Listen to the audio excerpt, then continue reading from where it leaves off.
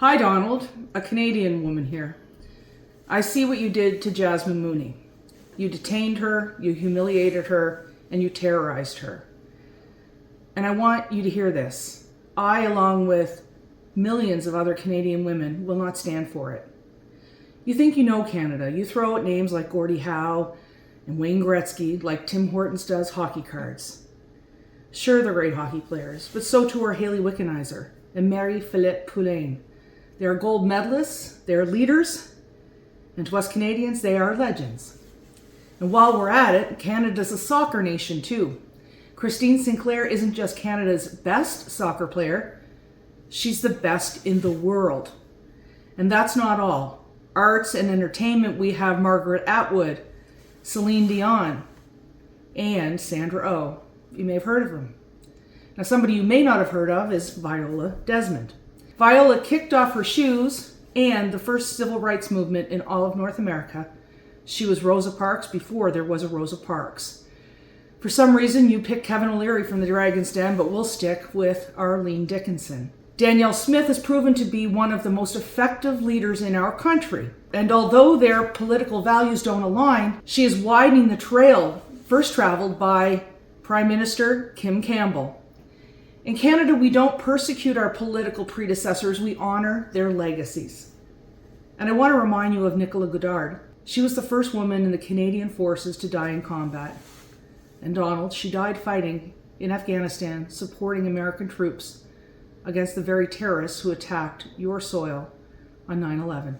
Also on 9/11, when the small Newfoundland town of Gander nearly doubled its population, when 38 planes were diverted from the U.S., women like Beulah Cooper opened their homes and their hearts, providing food and shelter to many stranded Americans.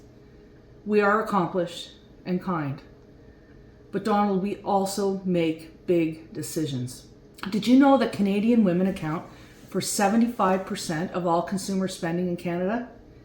Canadian women have a $1.2 trillion influence on our economy.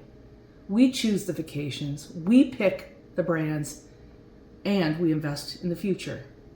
And yes, a lot of that spending flows into American goods, services, entertainment, and travel. But here's the thing, Donald. We don't invest in bullies.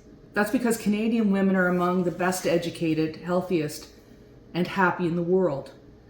We live in a country where women's leadership is rising, not suppressed, and where our voices are as much our currency as the dollars we spend are. Now, Donald, you may think we're passive, but that's where you're wrong. We exercise our freedom every day in our bodies, our ballots, our bank accounts, and our borders. When you targeted Jasmine Mooney, you didn't just go after one woman. You took aim at all of us. And Donald, don't forget, we've been here before. Laura Secord, a woman with no title, no army, no backing, walked 30 kilometers through enemy lines to warn British forces of an American attack. Donald, a Canadian woman defeated you in the War of 1812, not with weapons, but with courage, conviction, and resolve. And Canadian women are her legacy. So, before you come for Canadian women again, remember this, Donald. We forgive, but we do not forget.